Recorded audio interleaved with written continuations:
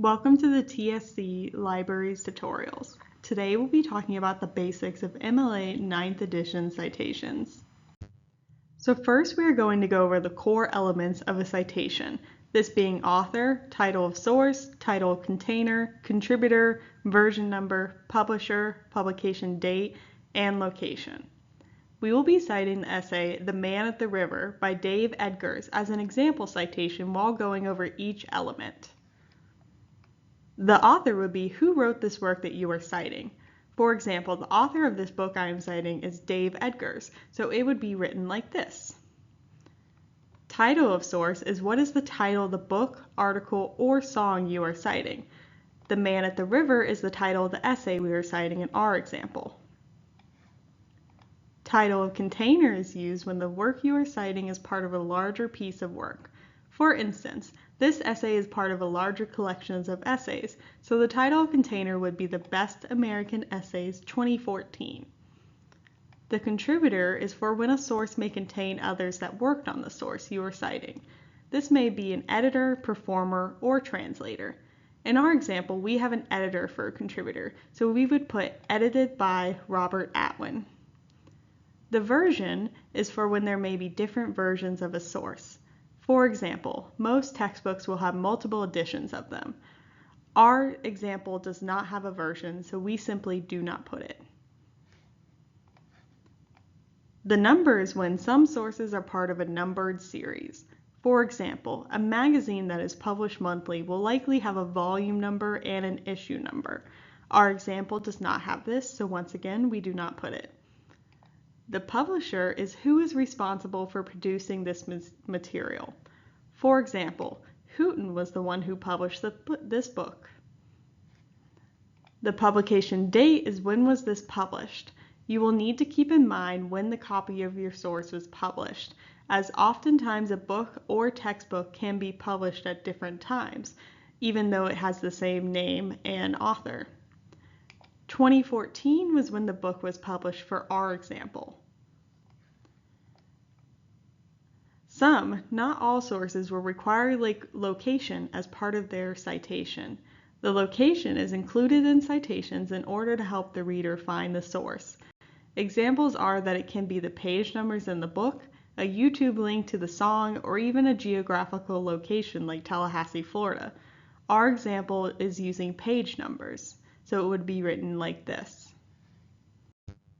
Now we are going to move on to the basics of in-text citations. In-text citations are going to be whenever you quote or even paraphrase a source. You will put in brackets usually the author of the source and the page number you are quoting, like the first example here where it says Harris 23 in brackets. If there are two authors, you put both authors with the word "and" between them. If there are more than two authors, you put the first author listed and then et al. Afterwards, like the example here, where it says Pete et al. And then the page number. Sometimes the author may be a corporation like the CDC, which you would then put the CDC as an author. Or like in our example, they put American Dental Association and then the page number. If there is no author, you put the title of the work instead. Like here, it says A New Deal as the title in parentheses, and then the page number. If there is no page number, you will simply leave that off. Or if there's no author or no page number, you would just put the title of the source. If there's no page number, you would just leave the author, like in the last example.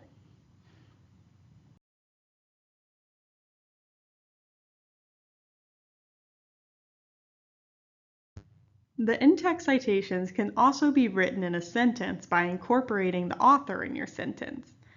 For example, you may start writing your sentence out like according to Harris, quote, then just put the page number in brackets, like our first example here. Or if it's an organization, you may write your sentence like this. The American Dental Association states this idea, and then quote, whatever quote you're putting, and then you would put in brackets just your page number. The same goes for our next two examples, except they are using the title of their source instead because they do not have an author. So they do per a new deal and then insert your fact along with your page number. If you do not have a page number, you would simply leave that off in like these two examples.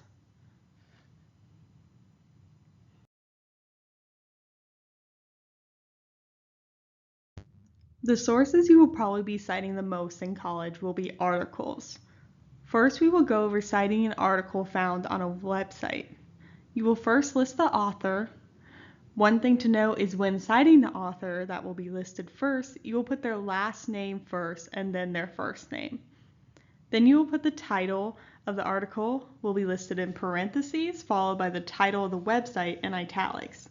You will then put the publisher of the article, the date it was published, and then the URL to the article. If the website has no author, you will put the title of the article in parentheses first instead and list no author. If it is an article within a textbook, you will want to include the contributors of the textbook, the version or edition of the textbook, and also the page numbers. If the article is found from one of the library databases, which is something your teachers will require of you in college, you will need to include the title of the journal the article is found, the number, volume, and issue if available. You will also include page numbers and the title of the databases you found the article in. One notable difference of an article found in the databases as opposed to a website is the URL needs to be the DOI or a stable URL, also called a permalink. Now we will go over citing a book. You will list the first author last name and then first name. Then after the author, you will put the title of the book in italics. It is important to remember what part of the citations need to be in italics. In the case of citing a book, the title of the book will be in italics, as opposed to an article where you're citing an article title, where it would be in parentheses. Then you will put the publisher and the year it was published. Notice in the books with 3 or more authors, not all of the authors are listed. Instead, the first author is listed, followed by a period, comma, then an et al. Afterwards. Then title a book in italics again, publisher, and publication date. Now we are going to go over citing a song. Citing a song is relatively the same with a few exceptions. The author would be the artist of the song instead. So Snail Mail is the artist of this song in our example. Notice when the artist's name does not have a clear first or last name and instead is the name of a band, you would write it out normally as opposed to how you would normally write an author where it would be last name first and then first name. Whereas this has no clear distinction between the two, so you would write it out how the band normally writes it out. Then you would put the title of the song, but you're not writing it in italics like you would a book title. Instead, you are putting the title of a song in parentheses. Then you would list the album name or platform the song is from. This portion is in italics. After the publisher, you are going to put the date of when the song was released if available, then you will put the URL to the song if available. In the case of citing a song from YouTube, the requirements are the same except you will need to add the title of the website in italics and also state who is it uploaded by. The uploader would be the YouTube channel name. Citing an interview is a little bit different depending on whether the interview is in person or online. Our first example is an interview that is done in person. The author would be the person you are interviewing. You can then use interview as the title of the source or come up with your own title for the interview, like interview with Jane Doe. Then you will put by interviewer, which will be whoever is interviewing the person. Lastly, you will put the date of when the interview took place. Citing an interview from a website would follow the same format, but you will want to include the title of the interview that the website listed it as in parentheses. The title of the website, in this case, in our example, is an interview from YouTube, so the website is YouTube. Then you will put who uploaded the interview and then the dates and the URL to the online interview. Citing a video follows the same format as well, except for the following. The publisher may be the producer of the video instead. If the video is from a library database, you will want to include the name of the database you got it from in italics and the URL. A video from YouTube will need to once again include the title of the website, the uploader, date uploaded, and the URL. In the case of a movie or film, you will need to include the movie title first in italics and then directed by and the director's name.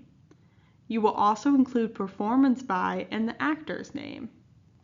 Then the production company, for example, Universal Studios, the date it was released, and then website title and the URL if the movie was found online. If you need a more in-depth guide to the MLA citations, we have a library MLA citations guide online on our library website found through this link, tsc.fl.libguides.com/MLA.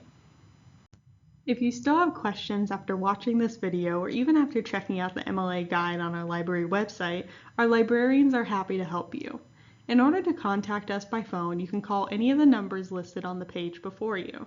You can also email us a question at askalibrarian.org/TSC, and we are available in person too, located at the second floor reference desk of the library main campus. You may also want to check out the Learning Commons as well, since they are great at providing assistance and checking citations. Thank you for watching this video, and I hope it was useful in getting you started on MLA citations.